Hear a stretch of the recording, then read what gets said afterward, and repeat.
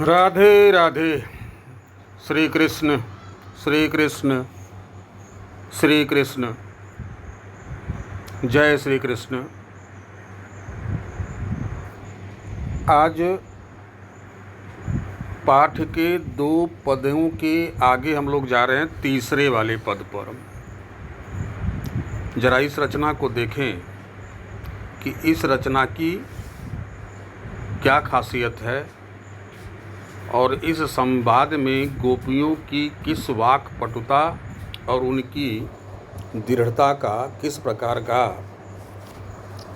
ये संवाद है, इसको देखते हैं। लिखते हैं सूरदास जी की, हमारे हरिहारिल की लकड़ी, मन क्रम वचन नंद नंदन उर, यह दृढ़ करी पकड़ी, जागत सोवत स्वप्न दिवस निशि, कान्ह कान्ह जकरी, सुनत जोग लागत है ऐसो, ज्यों करुई ककरी, सूतो व्याधि हमको ले आए, देखी सुनी ना करी, यह तो सूरत नहीं लय सौंपो, जिनके मन चकरी। इसका ऐसे भी वाचन कर सकते हैं कि हमारे हरि हारिल की लकड़ी, हमारे हरि हारिल की लकड़ी, मन क्रम बचन नंद नंदन उर, यह दृढ़ करी पकड़ी, हमारे हरि हारिल की लकड़ी, जागत सोवत स्वप्न दिवस निशि, कान कान जकरी,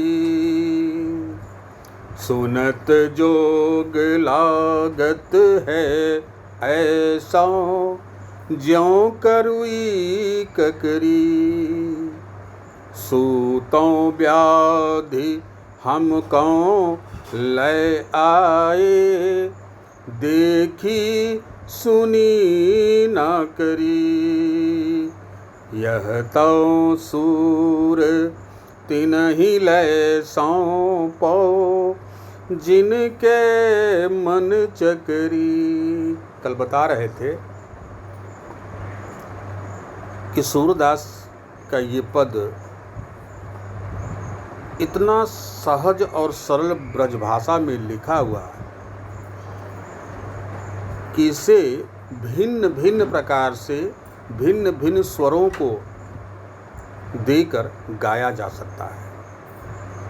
कल जब काव्य सौंदर्य की चर्चा कर रहे थे तो आप लोगों को बताए थे इसमें गेयता अर्थात इसको गाया जा सकता है। चलिए आइए इसके सरल अर्थों को जानें। पहले इसमें प्रयुक्त उन शब्दों के अर्थ जो शब्द आपको कुछ कठिन लगते हों। इसमें है हमारे हरि भगवान श्री कृष्ण के लिए है। हारिल एक पक्षी का नाम है, कबूतर की जाति का होता है। अंतर सिर्फ इतना होता है कि इसके पैर पीले और पंख गला तो उसकी देह है वो हरे रंग की होती है। मन क्रम, यहाँ क्रम का मतलब कर्म से, वचन का मतलब वचन वाणी से, नंद नंदन उर, नंद नंदन का अर्थ है नंद के नंदन अर्थात श्री कृष्ण, उर का अर्थ है हृदय, दृढ़ दृढ़ता से, पकड़ी मने पकड़ कर रखा है, जागत जागते हुए, सोवत सोते हुए, स्वप्न मने सपने में, दिवस का अर्थ है दिन और निश का अर्थ है रात, कान्ह कान श्री कृष्ण के नाम का, जगरी उसी नाम का जाप करते हैं। जकरी रटती रहती हैं, सुनत जोग लागत है ऐसो ज्यों करुई ककुरी। करी मने तीखी, ककरी तो आप सब लोग जानते हैं ककरी किसे, आप लोग खाते भी हैं, खीरा ककड़ी। सूतों व्याधि, सु का अर्थ है वह, व्याधि का अर्थ है रोग, ऐसा रोग जो पीड़ादायक रोग हो। देखी सुनी ना करी, यहाँ करी का अर्थ है भोगा। यह तो सूर तिनहि लय सौंपों में जिनके मन चकरी। मन चकरी का अर्थ होता है जिनका मन स्थिर नहीं रहता, अर्थात जिनका मन बहुत चंचल होता है। अब इसका सरलार्थ जाने।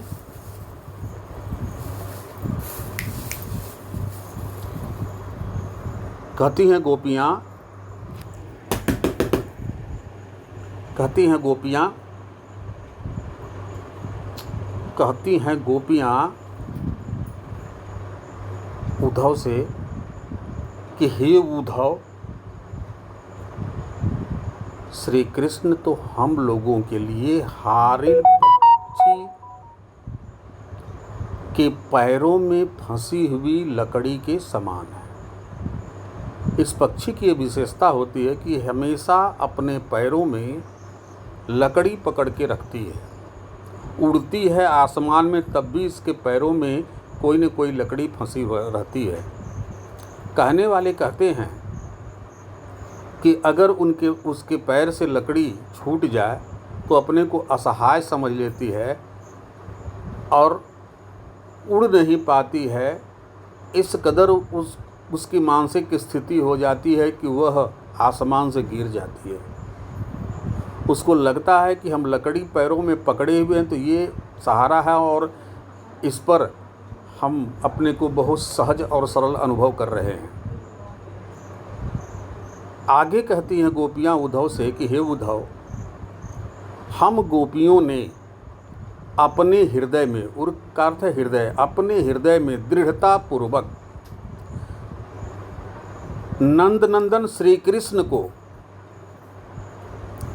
दृढ़ता पूर्वक पकड़ के रखा है। किस प्रकार? मन से भी, कर्म से भी और वचन से भी। मन से भी, अपने कर्म से भी और अपने वचन से भी श्री कृष्ण को हम गोपियों ने अपने हृदय में दृढ़ता पूर्वक पकड़कर रखा है। सिर्फ इतनी ही बात नहीं है, जागते हुए, सोते हुए, स्वप्न में, दिन हो या रात हो, हमेशा कान्ह कान्ह जकरी श्री कृष्ण के नाम को ही रटते रहती हैं। और सुनत जोग लागत है, और आप जो योग संदेश सुना रहे हैं उसको सुनकर ऐसा लग रहा है जैसे मुंह में कड़वी ककरी डाल दी गई हो। ज्यों कड़वी ककरी, उत्प्रेक्षा अलंकार की पंक्ति है। सुनत जोग लागत है ऐसे हो ज्यों कड़वी ककरी। आपके योग को सुनकर ऐसा लग रहा है जैसे मुंह में कड़वी ककड़ी डाल दी गई हो। सूतो व्याधि हमको ले आए। हे उद्धव,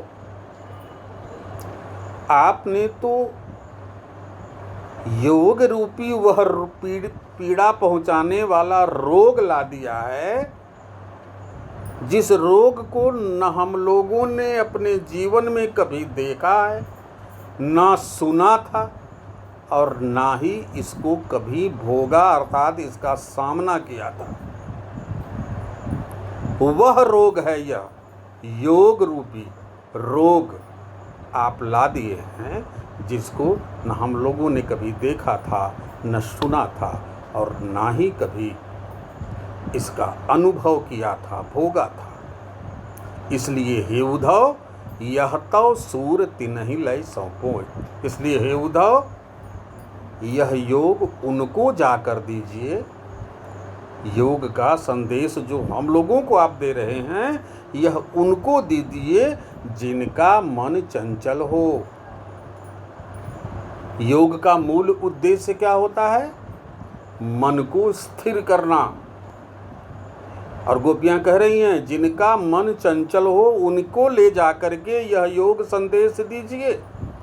हम लोगों का मन श्री कृष्ण के प्रेम में बिल्कुल स्थिर है, किसी प्रकार की चंचलता नहीं है हम लोगों के मन में, इसलिए हम लोगों को योग की आवश्यकता नहीं है।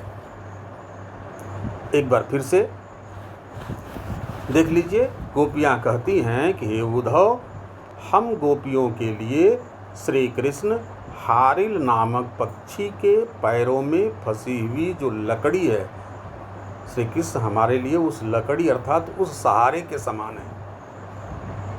जिस सहारे हारिल पक्षी का जीवन चलता है, जिस लकड़ी के सहारे, उसी तरह से श्री कृष्ण के सहारे ही हम लोगों का जीवन चल रहा है। अर्थात श्री कृष्ण हम गोपियों के लिए हारिल नामक पक्षी के पैरों में फंसी हुई लकड़ी के समान है।